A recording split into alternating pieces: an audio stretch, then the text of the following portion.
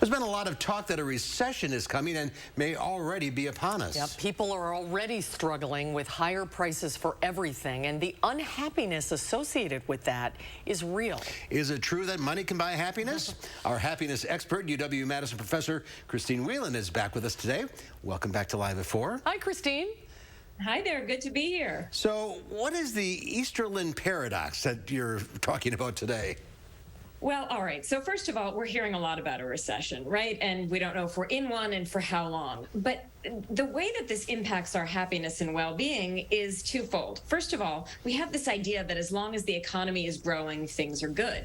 But that doesn't always translate into happiness for ourselves as individuals. At the same time, when prices rise, when we can't afford the things that we used to, we do take a hit to our happiness. And so economists have been studying this for decades. And back in the 70s, in the last kind of big of the version of these, Richard Easterland came out with this idea of the Easterland Paradox. And that's the idea that after a certain point, more money does not make you more happy.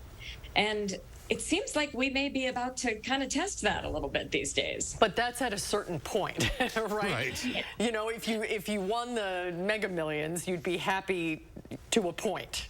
You know what I'm saying? Right. So actually, the Mega Millions example is a really interesting one. You would think that if you won the lottery, you would be more happy. But it turns out that, yeah, you have that moment of joy. Then everybody comes after you for the money. And it can actually make you less happy. But for the rest of us who aren't going to be winning the Mega Millions, the challenge with money is that we end up in something called hedonic adaptation. That's the fancy academic word for saying we get used to having nice things. And then the nice things actually don't bring us pleasure anymore. We just sort of think of them as normal right up until we can't have them anymore, and then we are even more upset.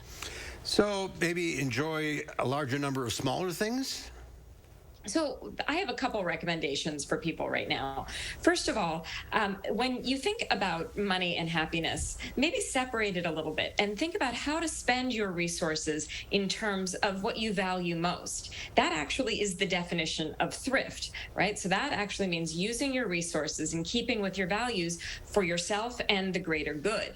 So if you can think about spending your money that way. The second thing is, yeah, actually buying some little things and having those small pleasures and really savoring them rather than spending money on one big thing. Actually, those little pleasures can give more of a boost to your happiness if you enjoy them in the moment.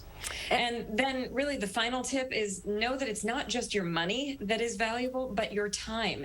And if you're spending your time in terms of investing in relationships, well, that's going to pay a much higher dividend. Absolutely. So money doesn't necessarily buy happiness. And what is the answer to the age-old question? You can't buy me love, but money can make life a little bit easier for sure. So I certainly am going to be the last person to tell you to ignore money entirely, but don't put all of your happiness in the ups and downs of the stock market. Try relationships instead. Good advice as usual. That is very good advice. Christine, thank you. Great to see you, Christine. Thanks so much.